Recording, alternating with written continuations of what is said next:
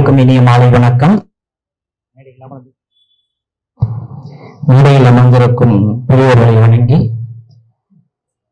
புத்தக வாசிப்பே நம் சுவாசிப்பு என்று வாழ்ந்து கொண்டிருக்கும் அன்பு புத்தக ரசிகர் பெருமக்களே, உங்கள் அனைவருக்கும் மீண்டும் என் மனமார்ந்த மாலை வணக்கங்கள். புத்தகம் எதுக்கு படிக்கணும் அப்படின்னு ரொம்ப அற்புதமா சொன்னாரு. ஏன்னா அது புத்தகம்ங்கிறது ஒரு தமிழ் சொல் கிடையாது. நூல் என்பதுதான் தமிழ் சொல். புத்தகம் என்பது ஒரு சமஸ்கிருத வேர்டு. புத் அகம், புத் அப்படின்னா புத்தி, அகம் அப்படின்னா உள்ளடக்கிய அப்படின்னு அர்த்தம். அறிவை உள்ளடக்கியதுதான் புத்தகம். அறிவை தேடி நாம் படிக்க வேண்டும் என்றால் நிறைய புத்தகங்கள் படிக்கணும். இப்படித்தான் நான் படிச்சுட்டு இருக்கும்போது 8th ஸ்டாண்டர்ட், நான் கொஞ்சம் கலோக்கியலா தான் பேசுவேன், தவறாக எடுத்துக்கொள்ள வேண்டாம். 8th ஸ்டாண்டர்ட் படிக்கும் போது மேத்ஸ்ல அப்பதான் தெரியாம தப்பு தவறி 100 மார்க் வாங்கிட்டேன்.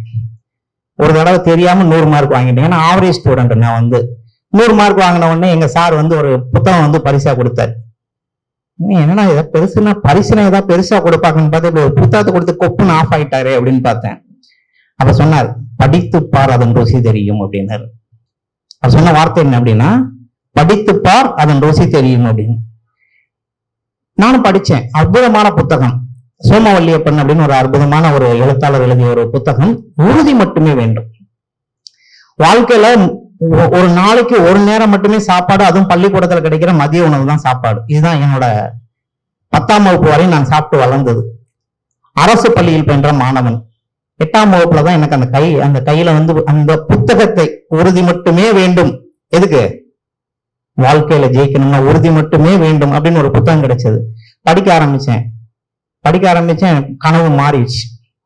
அதான் சொன்னாங்கல்ல, அதை ருசித்துப்பா ருசி தெரியும்னு சொன்னாங்க. நான் படித்ததனால் என்ன உணர ஆரம்பிச்சேன். அதோட பலனை தெரிய ஆரம்பிச்சது. விஞ்ஞானியாக வேண்டும் என்ற கனவு 3ஆம் வகுப்பில் ஆரம்பித்தது. எவ்வளவு கஷ்டப்பட்டு படிச்சாலும் இஷ்டப்பட்டு படிக்கணும் அப்படிங்கிறது அந்த புத்தகம் எனக்கு உணர்த்தியது. உறுதி மட்டுமே வேண்டும், உறுதி மட்டுமே வேண்டும், வாழ்க்கையில் உறுதி இருந்தால் ஜெயிக்கலாம் அப்படின்னு. புத்தகத்தோட வலிமை பாருங்க. அந்த புத்தகத்தை படித்து எனக்கு ரொம்ப பிடிச்ச புத்தகமா போயிடுச்சு. எனக்கு அவ்வளவுலாம் அந்த காலத்துல எங்களுக்கு புத்தகம் வாங்குற அளவுக்கு சொல்லிக் கொடுக்கல. காசு அவ்வளவு கிடையாது. 10 ரூபா 5 ரூபா இருந்தா கூட அதை வாங்கக்கூடிய ஒரு நிலையில இல்லை. நான் படித்தவுடன் என்ன பண்ணேன், வேலைக்கு போக ஆரம்பிச்சதுன்னு எங்க போனாலும் ஸ்கூல்ல பேசுறேன்னா பள்ளி மாணவர்களுக்கு புத்தகம் மட்டுமே பரிசு. அதுவும் அந்த உறுதி மட்டும் வேண்டுமே புத்தகம் மட்டும். எல்லா இடத்துலயும் கொடுத்தாச்சு. நிறைய இடங்கள் ஒரு 1000க்கும் மேற்பட்ட புத்தகங்கள் கொடுத்துருக்கேன். சோமவல்லியப்பன் சாரை பார்க்கணும். எனக்கு லைஃப்ல ஒரு நாளைக்காவது அவர் கையை பிடிச்சி, சார் தேங்க்யூ சார், வாழ்க்கையில நீங்க தூக்கி விட்டீங்க சார், ஒரு புத்தகம் நீங்கள் எழுதிய ஒரு புத்தகம், எழுத்துக்களுக்கு அவ்வளவு சிறப்பு இருக்கு. நான் இங்க சோமவல்லியப்பன் ஐயாவையோ புத்தகத்தை பத்தி பேசலாம். அந்த புத்தகத்தின் வலிமை, அதில் கண்டென்ட். அவரை என்னைக்காவது ஒரு நாளைக்கு பார்க்கணும்னு ஒரு ஆசை. ஸ்ரீபெரும்புதூர்ல ஒரு வெங்கடேஸ்வரா அப்படின்னு ஒரு கல்லூரிக்கு சிறப்பு விருந்தினராக நான் அழைக்கப்பட்டிருக்கேன். நான் நல்லா மோட்டிவேஷன் எல்லாம் கொடுப்பேன். சாருக்குலாம் தெரியும். பேச ஆரம்பிச்சா மைக்கு கொடுக்க மாட்டேன். ஒரு 6 மணி நேரத்துல 8 மணி நேரம் தான் பேசுவேன். ரொம்பலாம் பேச மாட்டேன். ஆனா பசங்களுக்கு பிரேக் அவன் பிரேக் வேணுமாடான்னு கேட்டா நோ சார் சொல்லணும். ஏன்னா 45 நிமிஷம் ஒரு கிளாஸ்ல உட்கார வச்சிட்டோம்னா பெரிய சாதனையாளர் நம்ம. ஆனா அவனை 8 மணி நேரம் உட்கார வைக்கணும். அதுக்குதான் அம்மா சொன்ன மாதிரி போனோன்னே அப்படின்னா என்ன சயின்டிஸ்ட் பாடுறாரு, அவ்வளவுதான். அவனை டைவர்ட் பண்ணி அப்படியே உள்ள வலிச்சு உள்ள போட்டாச்சு. அதுக்கப்புறம் 8 மணி நேரம் ஈஸியா என்னோட லெக்சர் போய் முடிஞ்சிடும். அவனுக்கு தேவையானது இடையிடையில பாட்டு, கருத்துக்கள் என்னென்ன சொல்லணுமோ சொல்லி கொண்டு போயிட்டே இருப்போம். சிறப்பு விருந்தினர் அப்படின்னு நல்ல தலைப்பெல்லாம் போட்டிருக்காங்க. ரொம்ப சந்தோஷமா போயிட்டு இருக்கேன். போகும்போது அந்த கார்ல கூட்டு போகும்போது சொல்றாரு, சார் ஒரு இணை விருந்தினர் ஒருத்தர் இருக்காரு, அவரையும் நம்ம கார்லயே கூட்டு போயிடலாம், இன்னொரு கார் வரணும்னா லேட் ஆகும் அப்படின்னு. இதுல என்ன, ஒரு கார்ல 8 பேர் உட்காரலாம், 3 பேர் தான் உட்காந்துருக்கலாம், வாங்க போலாம். வண்டி போய் நிக்கிற இடம் எங்க தெரியுமா, முன்னாடி போர்டு சோமவல்லியப்பன், எழுத்தாளர் சோமவல்லியப்பன் வீட்டு முன்னாடி. யோ என்னையா பண்றீங்க, என்னோட குருயா, என்னை செதுக்கிய சிற்பி அவர் இணை விருந்தினர், நான் தலைமை விருந்தினரா, செல்லாது மேனேஜ்மெண்ட்டுக்கு போன் பண்ணி மாத்துங்க அப்படிங்கிறேன். அவர் மேனேஜ்மெண்ட்டுக்கு நான் போன் பண்ணி சொன்னோடனே மேனேஜ்மெண்ட் அங்கிருந்து பிரின்சிபல் யாருக்கு போன் பண்றாரு, சோமவல்லியப்பன் சார் நானும் ஒன்னா டிராவல் பண்றோன்னு அவர் தெரியல. அவர் சோமவல்லியப்பன் சார் போன் பண்ணி, சார் நாங்க சீஃப் கெஸ்ட் ஒருத்தர் இன்வைட் பண்ணியிருந்தோம், அவரு உங்க ஸ்டூடெண்ட் தான் சார், உங்க பிடிச்ச புக்கை படிச்சு வளர்ந்தவரா, அவர் நீங்க தான் சீஃப் கெஸ்டா இருக்கணும் அப்படிங்கிறாரு. என்னை பக்கத்துல பாரு, என்ன அப்படின்னாரு. சார் என்ன சார், எனக்கு அப்படியே புல்லரிச்சு போய் உட்காந்துருக்கேன். போய் மேடையில போயிட்டு அவர் தான் பேசணும் அப்படின்ட்டாங்க. அதனால இணை விருந்தினர் அவர் வந்தாரு, ஒரு 20 நிமிஷம் பேசினாரு. பேசிட்டு அப்படி போய் உட்கார்ந்தாரு. நான் போன உடனே சொன்னேன் வந்து, அது வரைக்கும் என்னை பத்தி வந்து ஃபுல் டீட்டெயில் அவருக்கு தெரியாது. நான் போன உடனே சொல்ல அந்த மைக்கை பிடிச்சிட்டு, இவரை ஒரு எழுத்தாளர் என்று சொல்கிறார்கள், அது தவறு, யாரும் உங்களுக்கு தெரியாம சொல்லிட்டாங்க அப்படின்னு. உடனே அவருக்கே ஒரு மாதிரி ஆயிடுச்சு, என்னடா ஒரு எழுத்தாளனை கூப்பிட்டு வந்து இவர் எழுத்தாளர் இல்லை அப்படின்னு சொன்னா என்னன்னு. ஒரு சிந்தனை சிற்பி, அவர் செதுக்கிய சிலைதான் இந்த சிற்பம். இந்த உங்கள் முன் விஞ்ஞானியாக நின்று பேசிக் கொண்டிருக்கிறது என்றால் அவருடைய எழுத்துக்களின் வலிமை அந்த சிந்தனை சிற்பி செதுக்கிய எழுத்துக்கள் தான். நான் சொல்லல, போய் சொல்லல. இப்ப கூட என்னோட கார் இங்கே நிக்குது. அங்க போய் பாத்தீங்கன்னா ஒரு லேப்டாப் பேக் இருக்கும். அந்த பேக்ல உறுதி மட்டும் வேண்டும், புக்கு இல்லாம இருக்காது. நான் உடனே என்னோட லேப்டாப் பேக் எடுத்து, ஐயா நீங்கள் எழுதிய புத்தகத்தை படித்து அதன் மூலமாக வாழ்க்கையில் முயற்சி கண்டு வெற்றி கண்டு இன்று ஒரு சாதனை விஞ்ஞானியாக, நான் சொன்ன மாதிரி வந்து ஒரு விஞ்ஞானி அப்படிங்கிறவங்க ஒரு 2 கண்டுபிடிப்பு 3 கண்டுபிடிப்பு 10 வரைக்கும் கூட போவாங்க.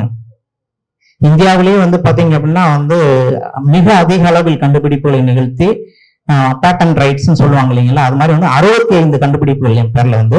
அந்த 65 கண்டுபிடிப்புகள் பின்னணி என்னன்னா அந்த உறுதி மட்டுமே வேண்டும். அதுதான் இங்க பாயிண்ட், அந்த எழுத்து. நான் பேச ஆரம்பிச்சேன்னு ஒரு நோட்ஸ் எடுக்கிறார். நோட்ஸ் எடுத்துட்டு கொஞ்ச நேரம் கழிச்சு ஒரு 3 மாசம் ஆச்சு, புக்கு வெளியே வந்துருச்சு. அவர் எழுதிய புக்கு. எனக்கு போன் பண்றாரு ஒருத்தர், தம்பி ஐயப்பனா பேசுறது அப்படின்னாரு. ஸ்டூடெண்ட்ஸ் நல்லா தெரிஞ்சுக்கணும் புத்தகத்தோட வலிமை. What is the power of book. எனக்கு பேசுறவர் யார் தெரியுமா? என்னோட 3ஆம் கிளாஸ் வாத்தியார். மதுரையில தீவுத்திடல்ல போய் புக் ஃபேருக்கு, இது மாதிரி ஒரு புக் ஃபேருக்கு போனோமே, அங்க ஒரு புக் எடுத்திருக்காரு. இவர்கள் அசாதாரணமானவர்கள், தே ஆர் எக்ஸ்ட்ரானரி பீப்புள் அப்படின்னு ஒரு புக்கு. புத்தகத்துல 18 பேர் சாதனையாளர்கள். 18 பேர்ல முதல் அத்தியாயம் யாருக்கு தெரியுமா? விஞ்ஞானி ஐயப்பன்.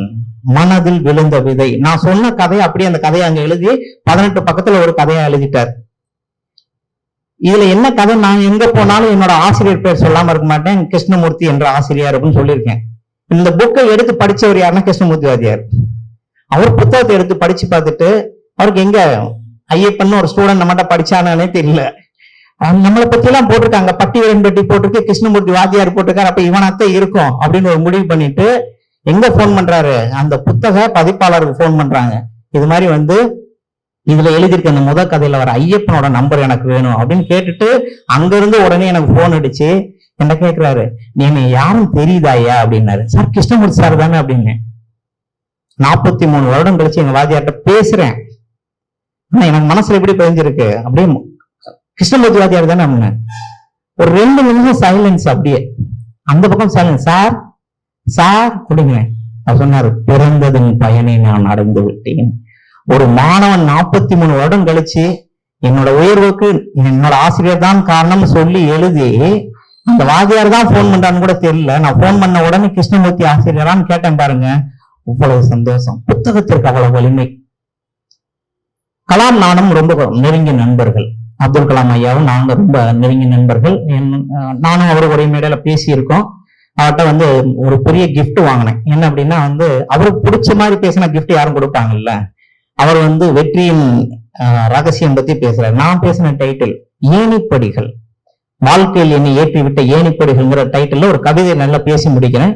எனக்கு கட்டி பிடிச்ச ஒரு ஹக் கொடுத்தார். அந்த நான் ஸ்பீச் முடிச்ச நான் தேடிய இளைஞன் இதோ, மாதா பிதா குரு தெய்வம் மாத்துங்கடான்னு சொல்லிட்டு இருக்கேன் எல்லா இடத்துலயும். 4ஆவதா ஒண்ணு இருக்கு, எங்க இருக்குன்னு தெரியாம தேடிக்கிட்டு இருக்கோம். அதை போய் நம்ம தேடுறதை விட மாதா பிதா குரு இந்த 3ம் தான் தெய்வம்.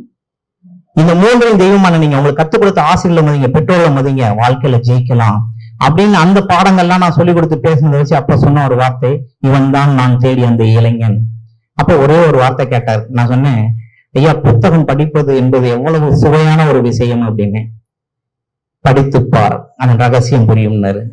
அப்புறம் தெரியாம ஒரு வார்த்தை கேட்டேன், இந்த புத்தகம்லாம் எழுதுறாங்களா அது எப்படியா அப்படின்னு. எழுதிப்பார், அதன் ரகசியம் தெரியும்னாரு. அவதான் சொன்னார், நீ எத்தனை ஸ்கூல்ல போய் பேசினாலும் 1000 பேர்ட்ட பேசினாலும் 1,00,000 பேர்ட்ட பேசினாலும் அவ்வளவுதான் உன்னால ரீச் பண்ண முடியும். ஆனா புத்தகம் அப்படின்னு ஒண்ணு நீ எழுத ஆரம்பிச்சிட்ட அப்படின்னா வாழ்க்கையில வந்து நீ இருக்கியோ இல்லையோ உன்னுடைய எழுத்துக்கள் இருக்கும், முன் சிந்தனைகள் இருக்கும். அதோட அடிப்படையில வந்து ஒரு நிகழ்வுக்கு ஆயிஷா நடராஜன் ஐயா அவர்களுடைய 100வது புத்தகம் நியூட்டன் கடவுளை நம்பியது ஏன் ஒரு புத்தகம் எழுதுறாரு. அந்த புத்தகத்தை ரிலீஸ் பண்றது சீஃப் கெஸ்ட் என்னை கூப்பிட்டிருக்காரு. அது நம்ம புதுக்கோட்டையா என்ன ஒரு இது கடலூர் இது பக்கத்துல மயிலாடுதுறையில் நடக்கிற நிகழ்ச்சி நான் பேசின உடனே அப்ப சொன்னாரு நாகராஜன் ஐயா தான் சொன்னாரு, ஐயா நீங்களும் புத்தகம் எழுதுறீங்க, உங்களுடைய சிந்தனைகள் நல்லா இருக்கு, புத்தகங்களா எழுதுனா நல்லா இருக்கும் அப்படின்னு. சோ அவருடைய உதவியாலும் இந்த படைப்பாளிகள் பிரம்மாக்களின் உதவியாலும் இன்னைக்கு வந்து 18வது புத்தகம் எழுதி முடித்திருக்கிறேன். அதுல சில 4 புத்தகங்கள் தான் இங்க வச்சிருக்காங்க. இப்ப புத்தகம் படிக்கிறதுக்கு நமக்கு ஆசை வந்துருச்சு, பேரண்ட்ஸுக்கு ஆசை வந்துருச்சு, ப்ராப்ளம் இல்ல. புத்தகம் பிரிண்ட் போட்டு இவரும் கொடுக்கறதுக்கு ரெடியா இருக்காங்க, வாங்குறதுக்கு ஆள் இல்ல.